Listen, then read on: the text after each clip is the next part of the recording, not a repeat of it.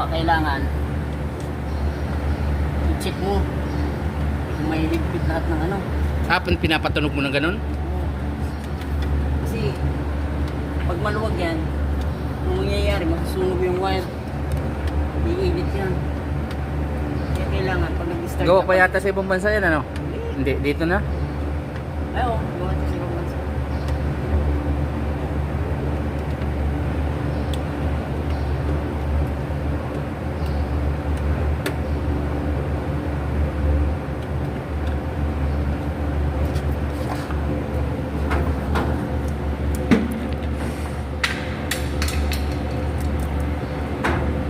Mga ano na yung ibang tornilyo, ano?